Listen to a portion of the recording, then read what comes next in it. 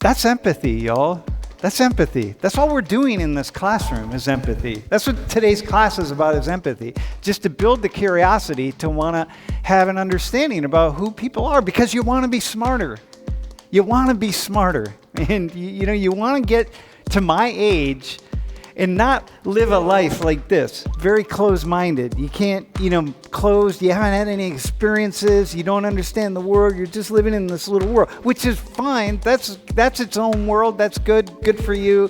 Live your life that way, but probably most people don't want to be there. So you want to kind of step outside.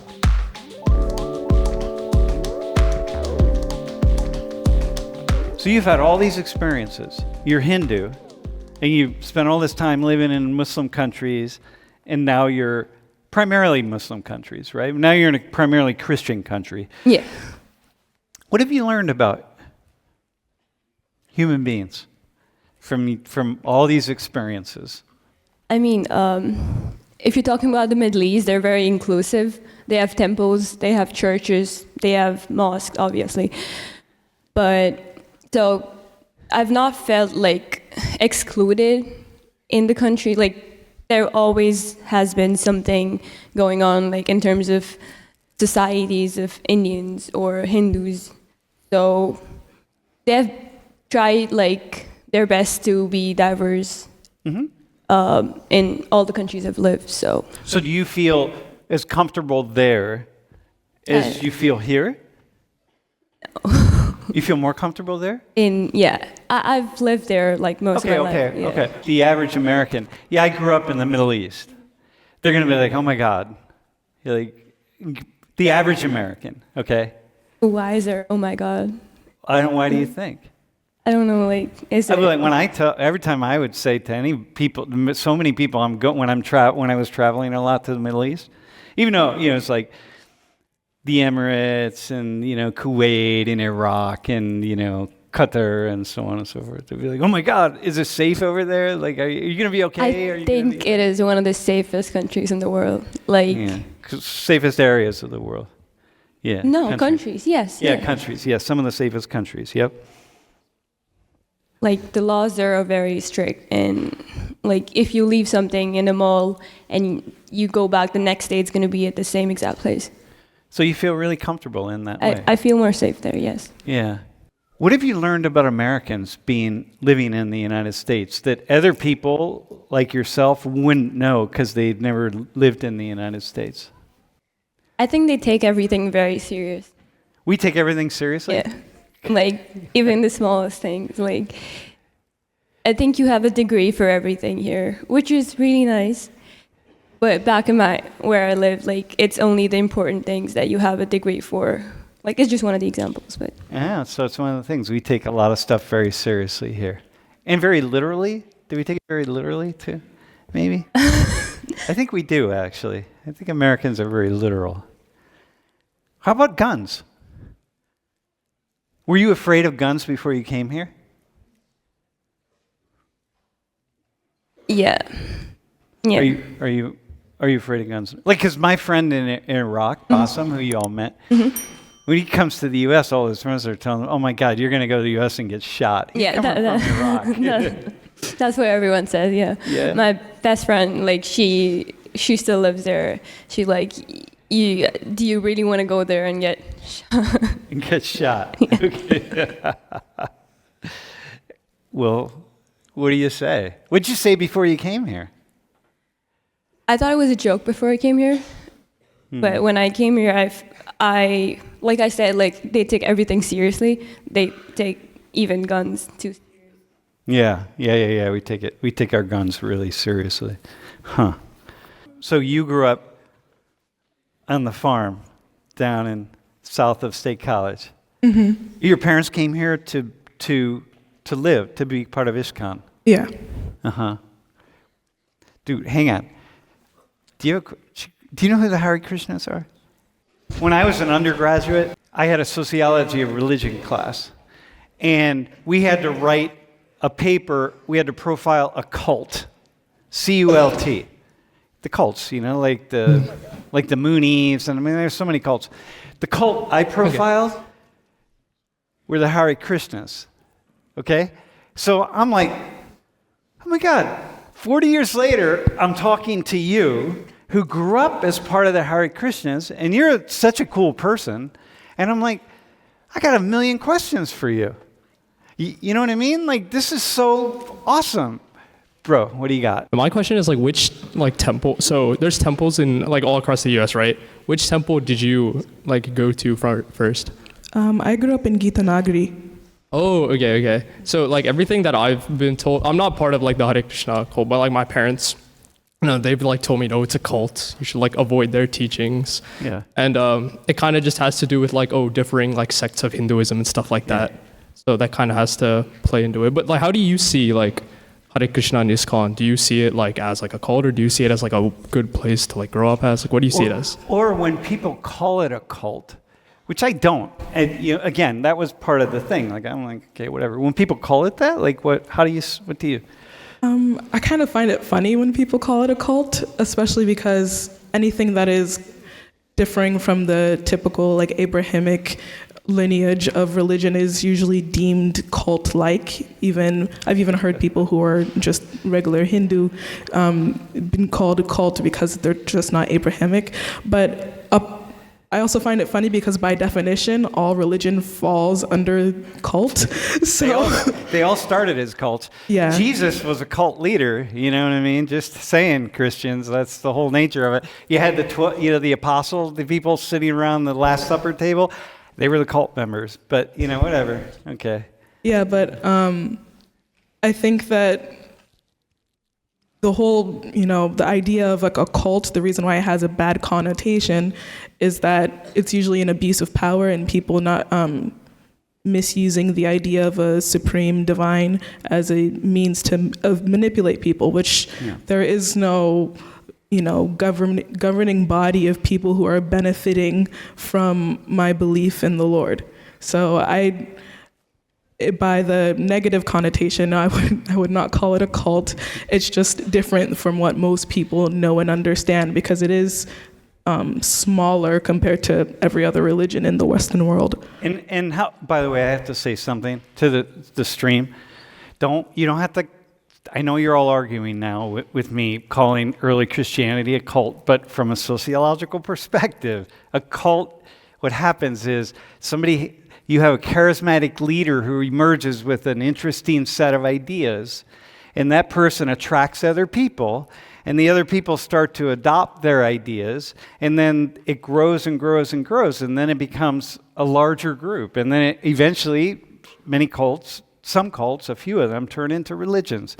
But everything starts as a cult. That's the nature of it. You know what I mean? So it's not a bad thing. That's not a problem. I think one of the key aspects of religion and stuff in general is the community and culture aspect of it. And I just wanted to ask, kind of separating from like the belief side, how valuable to you and in what ways does the community and culture play a role in your life? Oh man, that's such a good question. A huge part of my life. I grew up in if anybody that's been around here, it's a very non-diverse community that's around here. But if you go, hang on, if you go outside of state college, like once you leave the city limits, you're gonna see that it's it's predominantly white and usually Christian, but when you go into this middle of nowhere Pennsylvania, there's like a small part of a small town that is full of a community of very diverse people. Like my best friend's mother is from Hungary. I grew up with people from South Africa, from India, from everywhere because people from everywhere want to come together for this one specific goal. So I grew up with a lot of diversity in a non-diverse environment, and every day after school I'd want to go to the temple and hang out with my friends, cook in the kitchen, chase cows, chase peacocks, do whatever the heck we wanted because it was a very community environment. Like we have this culture of calling everybody mother.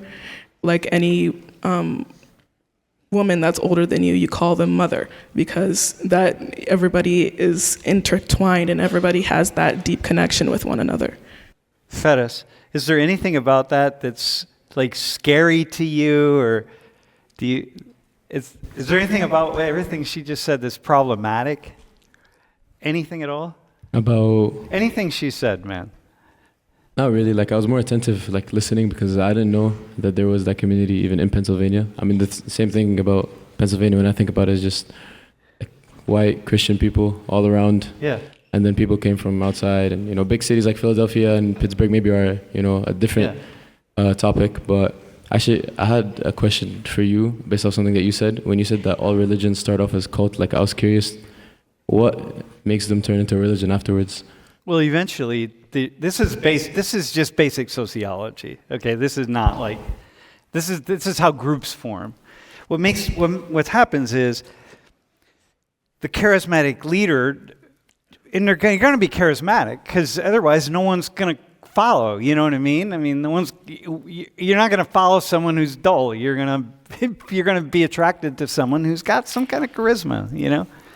And then eventually enough people start to follow, and then you start writing things down.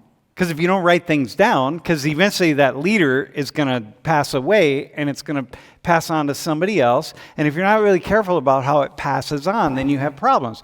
Sunni and Shia Islam, right? This is the problem. Like, who do we follow, right? Do we follow this brother or this brother? Well, then there's a big battle, right? It's two brothers, right?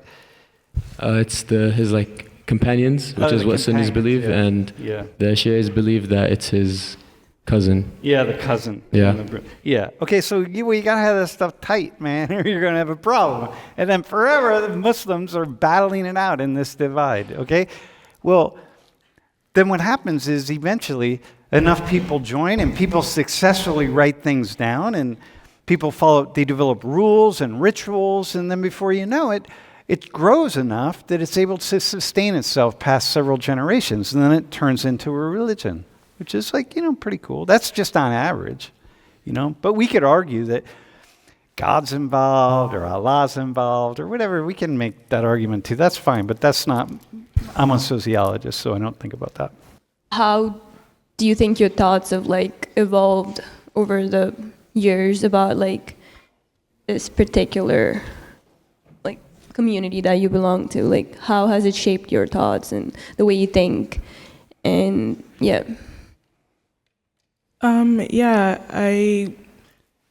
I grew up also my household also plays a very particular role in how I view myself and religion as well.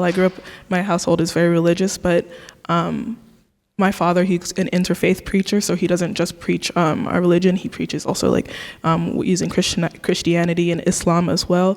And I think that it allowed me to have a deeper perspective, because I think that a lot of religious people tend to have this my way or the highway kind of mentality when it comes to religion, that if you don't follow my particular sect, my particular way, then you are doomed. And that is something I didn't grow up with. I grew up with the understanding that Lord is multifaceted and he has different ways of reaching him. Or she. Has different ways of achieving whatever goal that you have in mind. Because in my case, in relativity to Christianity, Christians are trying to go to heaven, right? That's the goal.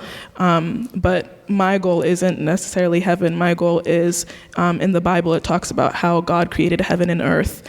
But I want to go to the place he went before he created heaven and earth. Oh my God. Because that's where I believe his permanent residence is. So it's not necessarily, I have a very deep appreciation for other religions as well, apart from just my own. And I think that's a very huge benefit. Dude, I just had that outburst there because that's so cool. It's cool, right? Dude. So here, are you ready? So, Hare Krishnas are a cult.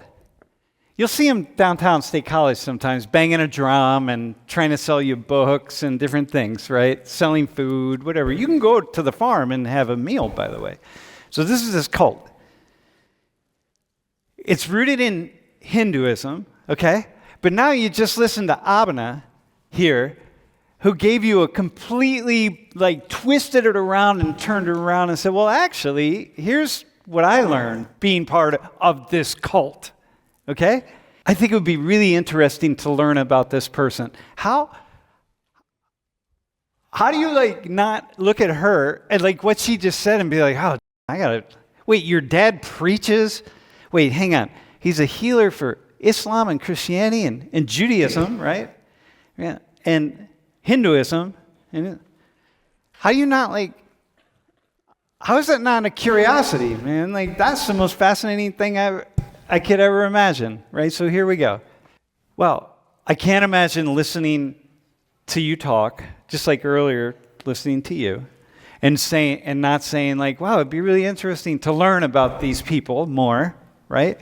And to refine my ability, because most people have never talked to anybody who's part of Ishkan, and so they got now one perspective. It's like, okay, and two, really, but you didn't grow up in it, but you say your parents part of it. Okay, so you got two. So it's like, that's empathy, y'all. That's empathy. That's all we're doing in this classroom is empathy. That's what today's class is about, is empathy. Just to build the curiosity to want to have an understanding about who people are, because you want to be smarter.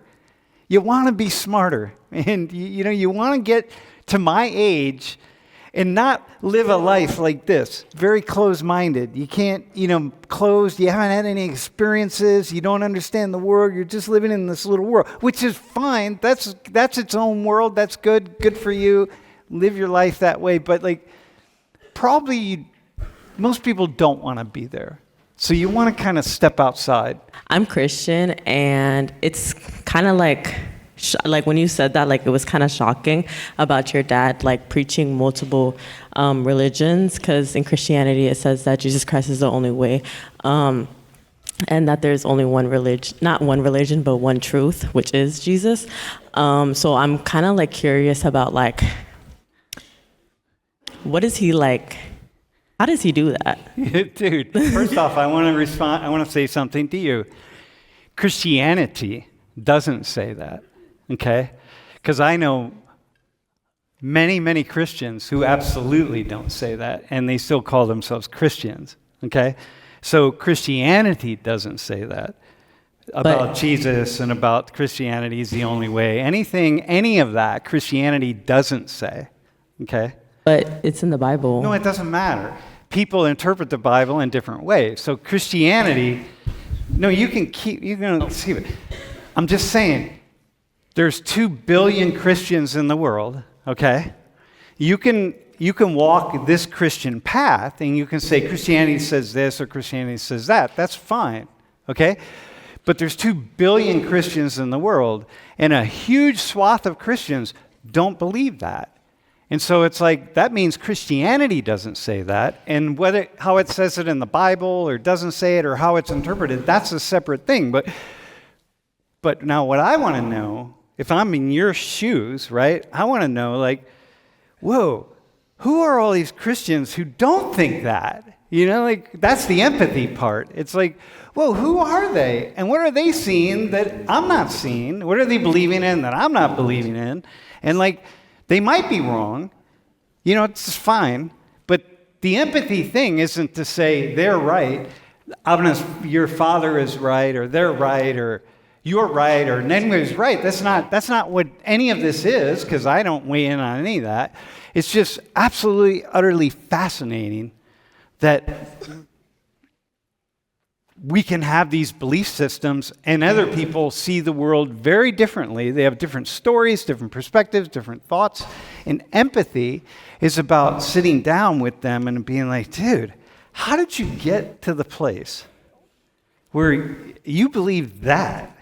I want to know that, because that makes you better. It makes you a better Christian. It makes you a better person. It makes you better, whatever, right? And so that's the goal of it all. So you see that.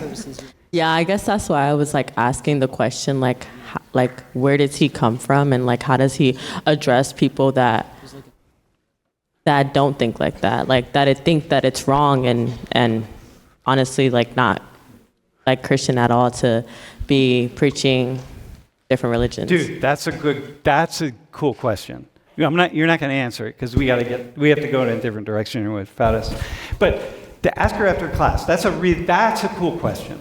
Okay, that's a cool question. Okay, because I want to know that too. I want to know the same thing. How's your dad talk about Islam and Christianity and Judaism and like? How does he do that? Like, is he mentally ill? Like, what? How do you do that? Well, I could do that. I do it. So, like, I guess your dad can do it. Okay, final quick thing, and then we're going to go in a different direction. We're not going to go here. Go ahead. Yeah, I just had a question because you were talking about empathizing. Why should I, like, for example, members of ISIS, like, why should I empathize with them if they don't believe in my mere existence, like they believe I should be dead? Well, you want to know what the commanders in the military said? So that's a really dangerous idea. ISIS, it's a really dangerous group, okay? Me not understanding where they're coming from doesn't give me any movement toward being able to undermine or change or alter their belief system. If I don't alter their belief system, if we don't do that somehow, they're just going to continue moving forward with what they believe. They're going to recruit more people. They're going to just continue to brainwash, right? Right. Convince other people that they're right and so on and so forth, right? Mm-hmm. But if I can, so now I'm going to speak for a friend of mine in Afghanistan whose job it was to really sit down with the Taliban and get inside their heads and understand how they're thinking so that he could be like, oh, all right, I understand what's going on now. Okay, now I can begin to address that. So you can say, like, yeah, why would I ever want to understand that? Because you want to make the world a better place. You want to stop that level of thinking. Right, and some people don't want that. Like, would you think it's fair to say that some of them, like, you can't deal with, like, you just have to get rid of them? Well, maybe. Yeah, look, here, I'll tell you what the U.S. military, what the Special Forces guys said. They said the goal for us is to end conflict and bring about peace without ever killing anybody. Okay, this is directly from a guy who's killed a lot of people, okay? Several guys. Our goal is to do our job without ever killing anybody. So what we want to do is, the more we can understand about them and what makes them tick and what makes them move, the more we can get to that goal. And the reason we don't want to kill people is because once you kill one person, then you kill another and another and another, and then it just never ends. And you don't want to do that, right? So you want to try to, and this isn't being soft. I'm working with military people, dude. They're going to go kill people, and at some point in time, you're just like, yeah, you're going to have to just go do what you've been trained to do. But you don't want to go there. Okay, thank you. That's why. All right, Fetis. Listen, you spent a lot of time in the U.S. Yeah, I did. I grew up, I was raised 9 years in Indiana from 2012 to 2021. So when I was 6 years old, I moved here. And then I moved back to Saudi in my last 2 years of high school, and now I'm back here. Oh, dude. Okay, 6 to 15 or 16? Yeah, 15, yeah. What did you learn in Indiana, man? A small town in Indiana? Actually, no. Our first few years were in Indianapolis, and then afterwards we moved to a better city that's also in Indiana. It's not far from Indianapolis. Okay. But I'd say it's not a small city. It was very good. What did you learn about Saudi by living in Indiana? Like when you went back to Saudi, what did you know about the world that people who never left Saudi didn't know? So for me, I think one thing that's rooted deep within my beliefs and personality is my religion.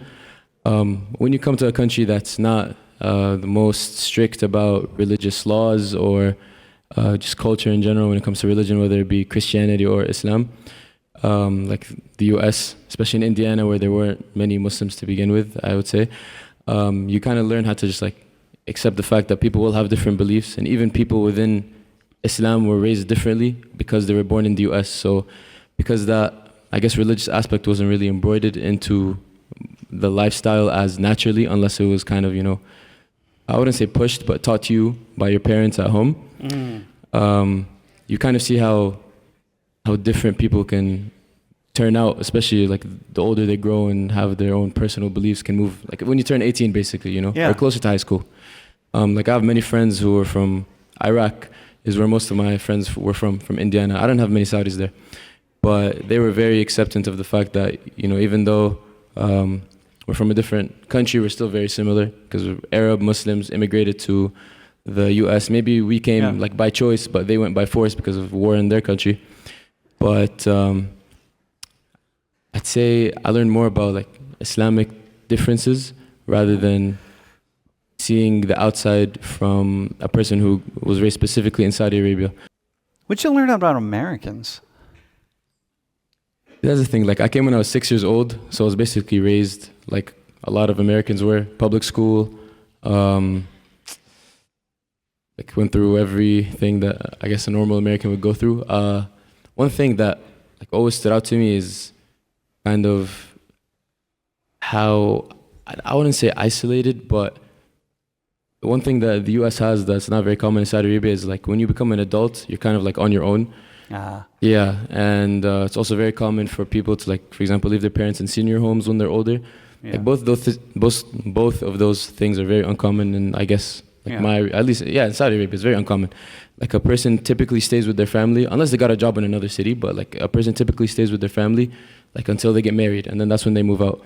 And then later, as if I become older and I have my children, it is expected that they will find an accommodation for me, a housing. They'll take care of me. If I get too old that I can't really like do chores around the house, one of them will come help, or like at least like they'll hire a maid that comes in every once in a while, So I guess like the individualism of the US and also the community, like everyone just kind of does their own thing. Is what stood out to me the most as the most different thing from Saudi Arabia. That's cool. That's pretty big. Liam has grandparents who fled the Holocaust, who are Jewish, right? Do you have any questions for him? Like, what's it like to have grandparents who like fled the Holocaust?